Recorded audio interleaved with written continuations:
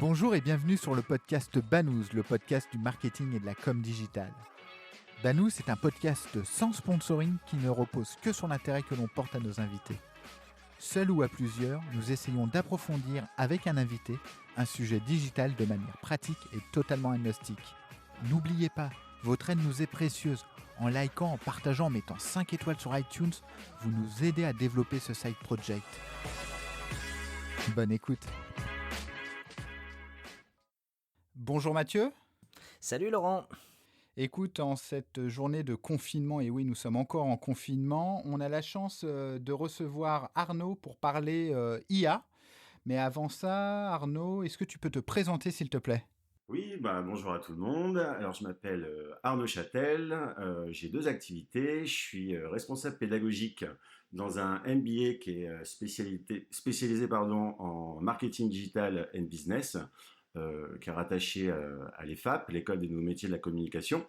Et également, très modestement, speaker dans les domaines liés à la transformation digitale et, en l'occurrence, à l'intelligence artificielle.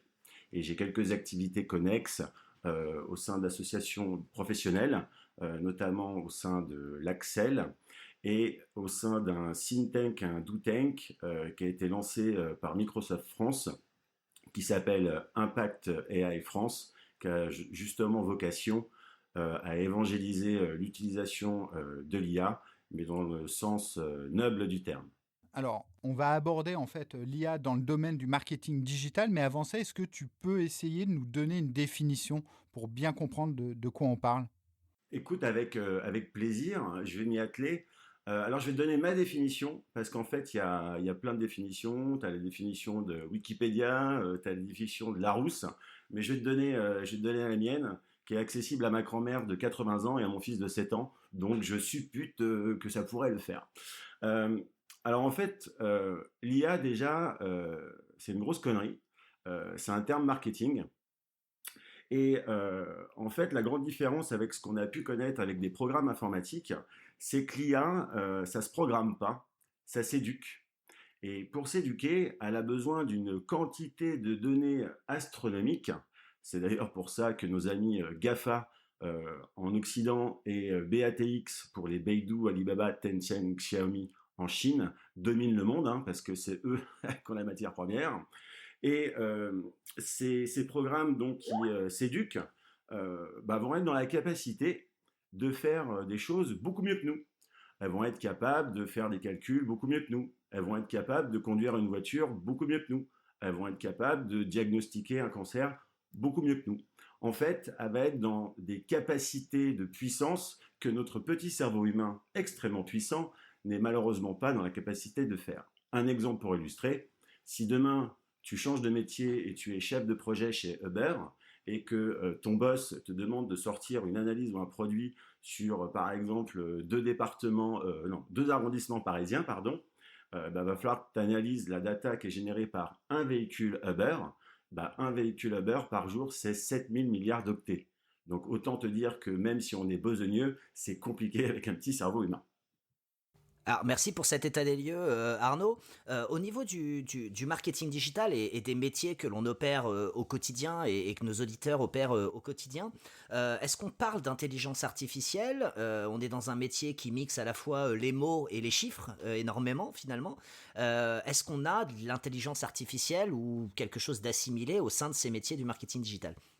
Alors je te dis oui direct. On parle d'IA et on parlera toujours d'IA. Comme je te l'ai dit en amont, comme je vous l'ai dit en amont, l'IA avant tout c'est un terme marketing justement. C'est pas quelque chose qui est sorti d'un chapeau. C'est des bons marketeurs qui ont inventé un truc qui pourra être, communiqué et puis divulgué et propagé par la suite. Donc oui, pour le marketing, déjà aujourd'hui, on a de l'IA qui est partout, à tous les niveaux de nos business, que ce soit par exemple dans l'email, que ce soit dans la publicité, bien évidemment, que ce soit dans un des acteurs importants de l'achat de mots-clés qu'on ne donnera pas son nom, par souci de discrétion, dans toutes les problématiques liées au mobile, au in-store, enfin bref, aujourd'hui, pour les marketeurs, l'IA est partout et va l'être de plus en plus.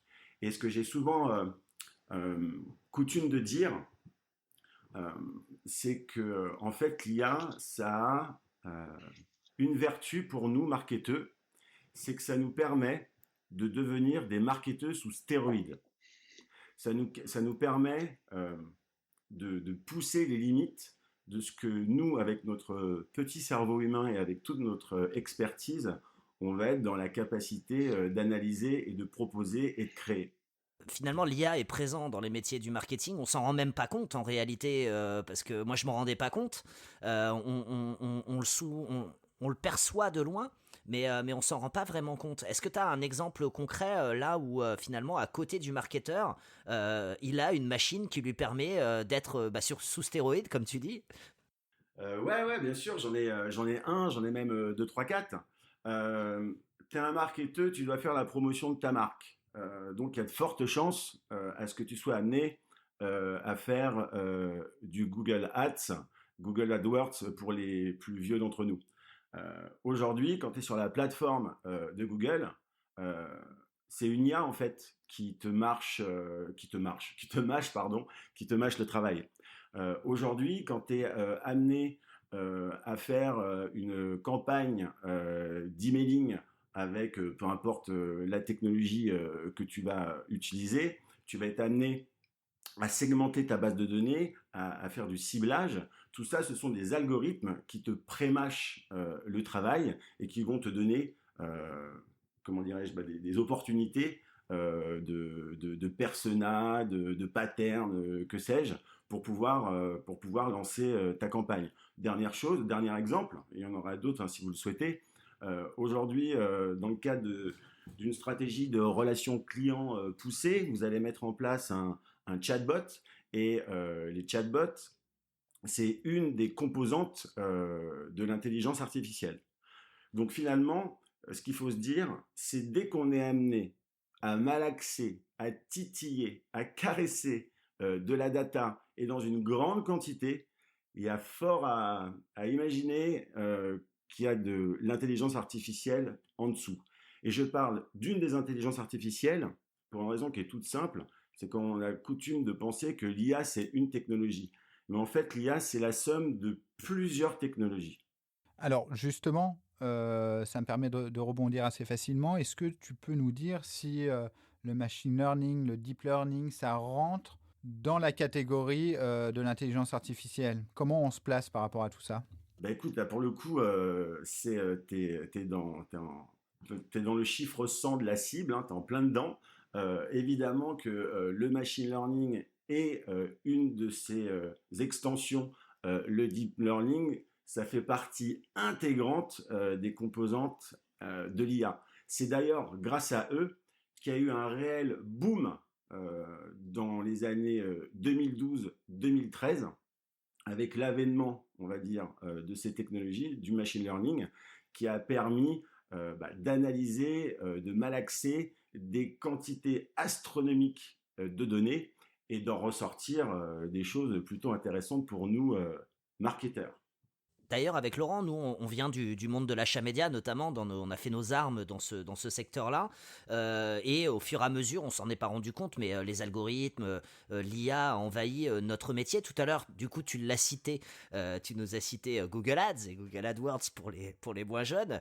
Google Ads nous parle depuis 2 ans maintenant de smart bidding, de laisser faire la machine, et il nous entraîne tranquillement vers le fait d'alimenter l'outil avec de la donnée pour que justement les outils d'achat publicitaire de Google puissent optimiser. Alors est-ce que tu peux nous expliquer un peu comment ça fonctionne et quel est le rôle du marketeur là par rapport à un Google Ads concrètement aujourd'hui?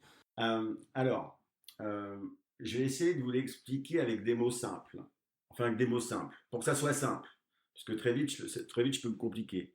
Euh, Tout vient en fait, et tu l'as très bien introduit, Mathieu, tout vient de la data. Les IA, les algos, pour pouvoir être de plus en plus performants, ils vont être amenés à analyser, calculer, identifier des quantités astronomiques de données.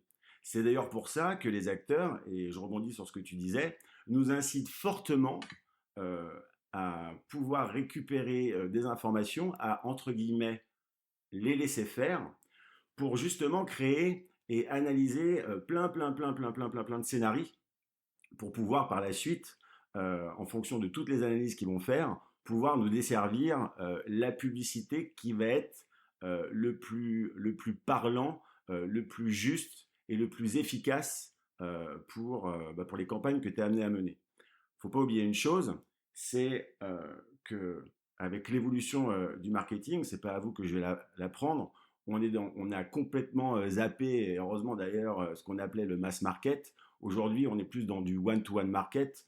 Ce que je veux dire par là, c'est qu'on a un traumatisme, mais un bon, de l'expérience client, de la personnalisation et de la personnification. Et pour pouvoir personnaliser ou bien personnifier, pour pouvoir cibler au plus juste, on a besoin justement d'analyser des quantités astronomiques de scénarios. Et c'est pour ça que, en l'occurrence, Google nous invite fortement à lui, entre guillemets, laisser la main pour nous proposer des choses ultra qualitatives. La vraie question, c'est, so what, le marketeur dans tout ça? Moi, comme je te disais tout à l'heure, le fait de vouloir créer un marketeur sous stéroïdes, c'était évidemment un jeu de mots, mais c'est surtout que l'avènement de ces technos, de ces IA, de ces automatisations va nous permettre à nous de nous reconcentrer de plus en plus sur la valeur même du marketeur, à savoir la partie créative et la partie, de mon point de vue, relation humaine. Mais toutes les tâches qui étaient, on va dire, bien reloues, bien chiantes, à aller pêcher les données, les tableaux, les machins, ça de plus en plus, et heureusement d'ailleurs, ce sont les machines qui le font, et qu'on le veuille ou non, elles le feront beaucoup mieux que nous.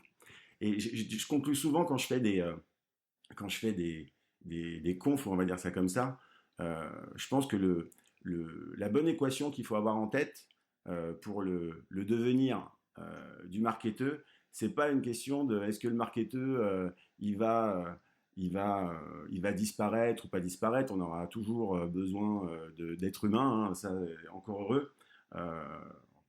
Ouais, on y reviendra. Mais la bonne équation, c'est est-ce que l'IA plus le marketeur est supérieur à l'IA toute seule? Si la combinaison des deux produira des résultats meilleurs, il n'y a aucun problème pour la valeur du marketeur sur la place. Mais par contre, si ce n'est pas le cas, on comprendra bien que d'un point de vue économique, ce sera plus intéressant de faire appel à des algos. Donc, pour résumer ce que tu dis, vraisemblablement, l'IA un jour va dépasser l'être humain et on va tous pointer au chômage dans quelques années. Alors ça, c'est la version apocalyptique, hein, c'est quand on aura ce qu'on appelle une IA forte ou bien l'IAG. Je ne sais pas si on le verra nous de notre vivant, peut-être, mais des ébauches. De toute façon, il y a à peu près 150 experts dans le monde de l'IA, il n'y en a pas un qui est d'accord. Au moins, c'est un beau bordel organisé, comme on dit.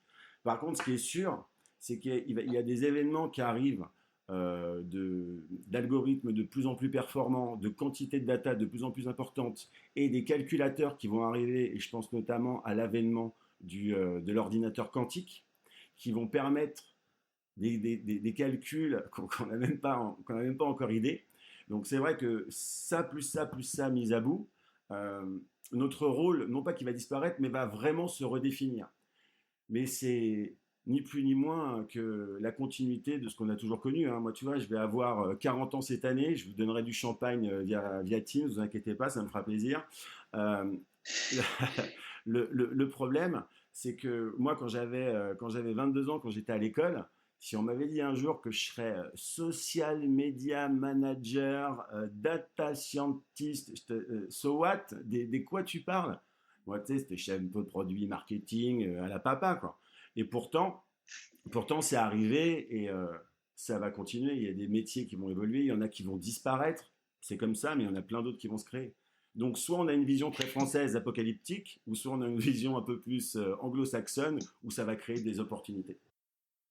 D'ailleurs, toi qui as une vision quand même assez globale de ce sujet de l'IA et finalement de son empreinte de plus en plus importante dans la société et dans les métiers, est-ce que le web marketing est un métier plus touché ou plus aidé, plus stéroïdisé que d'autres métiers, ou finalement c'est juste parce que nous on est web marketeurs et qu'on a l'impression qu'on est plus touché que les autres, ou est-ce qu'il y a vraiment d'autres pans d'industrie dans lesquels en fait l'IA commence à prendre on va dire un scope important? Alors, là, ça va être ma version cataclysmique. Dis-toi qu'on a connu une première révolution qu'on appelle la fameuse révolution digitale. Hein, c'est ce qu'on enseigne à nos étudiants, hein, où le digital a impacté toute la chaîne de valeur dans l'entreprise, que ce soit les métiers de commercialisation, les métiers support, la compta, les RH et j'en passe. Eh ben, il va en être de même, et peut-être même de manière beaucoup plus violente, avec l'intelligence artificielle. Aujourd'hui, l'IA, elle est présente dans le monde de la comptabilité, dans le monde de la santé, dans le monde industriel, dans le monde juridique, dans le monde de l'art, dans le monde de la musique, évidemment dans le retail. Enfin bref, je pourrais te faire la liste de tous les secteurs et de toutes les filières. Ce qu'il faut se dire, c'est vu que euh, on est dans une ère où l'or noir du 21e siècle, c'est la data. La data est partout. Il y a donc de l'IA partout. Alors dans ce contexte, quelle est la place de l'Europe face aux géants américains et asiatiques? Alors, là, c'est mon acte 2 du côté cataclysmique. Je reviens. Euh, Moi, c'est toujours l'image que je donne. Et malheureusement, on est en train de le vivre. Faut imaginer la scène mondiale comme un terrain de tennis. Le joueur de gauche, c'est les États-Unis avec les GAFA, Google, Apple, Facebook, Amazon et quelques autres copains. Le joueur de droite, ce sont les BATX, les Baidu, Alibaba, Tencent, Xiaomi. Et, et dans les tribunes, ce sont les Européens. Et si je voulais être un petit peu saignant, je dirais que les ramasseurs de balles, c'est la Commission européenne. Mais bon, là, on va avoir des problèmes de... Il ne faut pas dire des choses comme ça, mais je le pense quand même. Tout ça pour dire qu'aujourd'hui, c'est bipolaire. Et que nous, en fait, comme le dit un ami, Laurent Alexandre, on est des crapauds numériques. Et la problématique, c'est que l'évolution qu'on est en train de vivre, alors on a des bons ronds de jambes en disant oui, l'Europe, machin, flower power, les billets, enfin tout ce que tu veux, c'est très très bien. Mais la problématique de base, c'est la data. On n'en a pas. Donc si je te demande spontanément de me donner un acteur mouse costaud américain euh, dans la techno, spontanément, tu vas me dire Google, Apple ou autre. Si je te demande la même chose pour les Chinois, tu vas me dire Alibaba, tu vas me dire Baidu et consorts. Mais si je te demande la même chose pour les Européens, donne-moi un acteur de folie en Europe. Bon, alors là, c'est ma casquette. Désolé Mathieu. Moi, je vais te dire Criteo, par exemple. Non, mais je te parle d'une entreprise qui peut changer le monde, en fait. Criteo, c'est mignon. Criteo, c'est mignon. Criteo, c'est 1 milliard de dollars cotés en bourse. Google, Apple, Facebook, c'est 1000 milliards de dollars de capitalisation boursière. Il y a vraiment un poids de mesure. La problématique que je veux te faire dire là-dedans, c'est que les choix que l'Europe a pu faire, je ne critique pas, c'est comme ça, c'est des choix, ça n'a pas été forcément, de mon point de vue, vu l'évolution, les plus pertinents, et ça va avoir pour l'Europe et in extenso pour la France des conséquences plutôt dramatiques. Il ne faut pas oublier quand même qu'en Europe, il y a quelques années, avant 2007, une entreprise finlandaise qui s'appelait Nokia possédait 55% de parts de marché dans le téléphone. Aujourd'hui, Nokia est mort. Il y a encore quelques années, on avait un fleuron français du mobile qui s'appelait Alcatel. Alcatel n'est plus. Et plus on va dans le temps, et on s'aperçoit que malheureusement, des grands secteurs où on est aujourd'hui des grands leaders, je pense notamment à l'automobile, et quand on voit l'évolution du marché, c'est quoi? C'est la voiture électrique, on s'en sent pas trop mal, mais c'est la voiture autonome. Et la voiture autonome, pour la faire fonctionner demain, comment tu vas faire? Eh ben, tu vas avoir besoin d'électricité, cocorico, mais tu vas avoir besoin d'IA. et de data. Aujourd'hui, on n'en a pas. Donc peut-être que l'industrie automobile sera amenée à connaître, je ne le souhaite pas, ne sera amenée à connaître le même dessin que les télécoms. Et, et on peut imaginer comment on dit, de répliquer ce schéma dans plein de domaines. Il y a un domaine où nous, par exemple, en France, on aurait pu être, mais alors, les team leaders worldwide, quoi. C'est dans le monde de la santé. Parce qu'on a la base de données en data la plus performante au monde qui s'appelle la sécurité sociale. Mais, il y a toujours un mais, nous, on a la CNIL. Et comme on a la CNIL, eh ben, on ne peut pas utiliser les données. Ouais, parce que c'est quand même ça qu'on a fait de bien en Europe, c'est le RGPD, quoi. Finalement, ça nous a vachement avancé, j'ai l'impression, dans cette histoire d'IA et de big data. Le RGPD, honnêtement, c'est une bonne chose. C'est redonner comment dirais-je, réapproprier aux utilisateurs leurs données. Très bien, très très bien. Sauf que déjà, ça a été fait par des technocrates, avec à mon avis pas beaucoup de concertation avec les professionnels du secteur. Et puis surtout, c'est ça le pire, c'est qu'on l'a fait pour l'Europe, mais les Chinois, ils en ont pas, et les États-Unis, ils en ont pas. Donc nous, on se contraint de règles assez importantes, avec des conséquences. Il n'y a qu'à voir les chiffres de pénalité que ça peut engendrer. Il ne faut pas s'amuser à faire n'importe quoi. Et pendant ce temps-là, les États-Unis disent ouais, on va y penser, les gars. On va y penser, vous inquiétez pas. Et puis la Chine, la Chine, quoi. Hein, je ne fais pas de démonstration sur la Chine. Donc le problème, c'est ouais, on a fait une bonne chose, mais on l'a fait tout seul. Donc moralité, on se contraint nous, pendant que les autres sont en mode freestyle. Alors, si on fait un petit peu de prospective pour conclure, comment toi, tu vois, même si tu as commencé à le faire, comment toi, tu vois évoluer les choses sur ce domaine? Écoute, même si j'ai été assez pessimiste pendant notre échange, je pense qu'il y a une chose où on a une vraie valeur, un vrai atout à jouer, c'est sur ce qu'on appelle l'IA for good. Et le faire en sorte de développer des algos bons pour l'humanité, mais plus sérieusement, sans biais, respectueux de plein de choses, ce que ne font pas forcément les autres, que ce soit en Chine ou bien aux États-Unis.